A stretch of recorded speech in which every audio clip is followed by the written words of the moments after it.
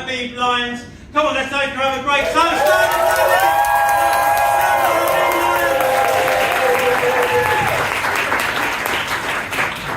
Good evening, backyard. Your only brown woman on the lineup. Fulfilling the diversity quota. Well done. So in my old job, right, they made me go to a diversity training day. Yeah.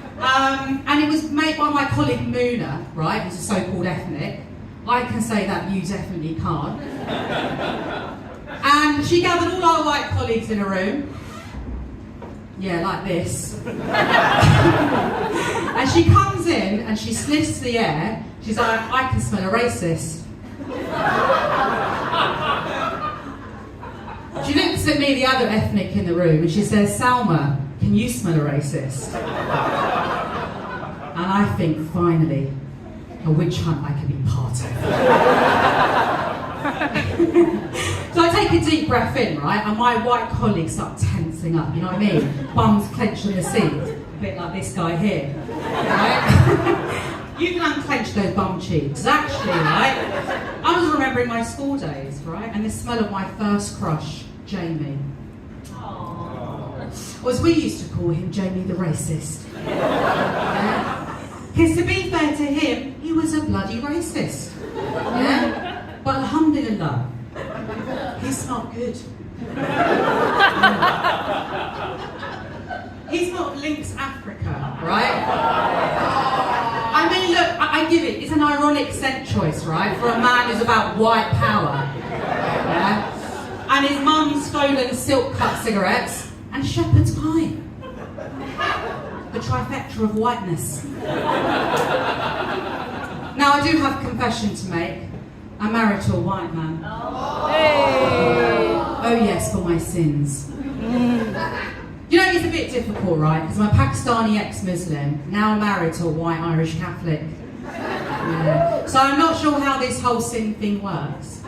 But I reckon through this marriage, I'm atoning for all of my sins at once. And the sins of my ancestors.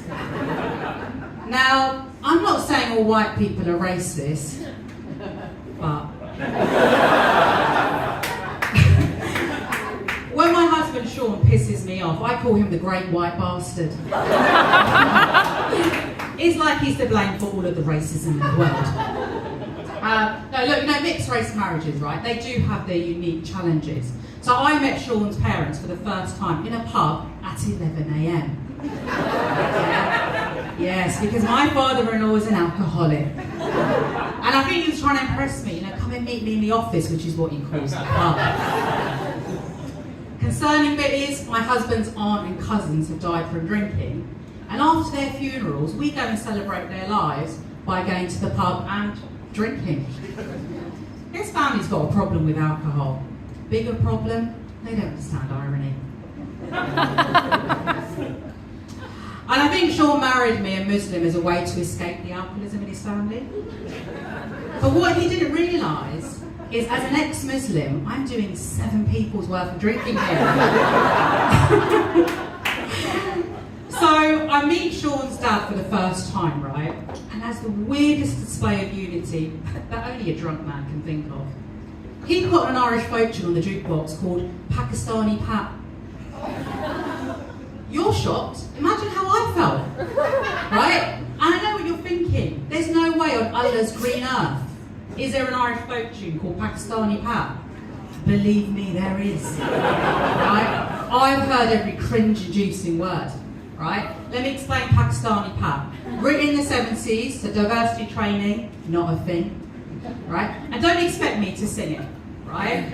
My Irish accent is so bad, it sounds Jamaican.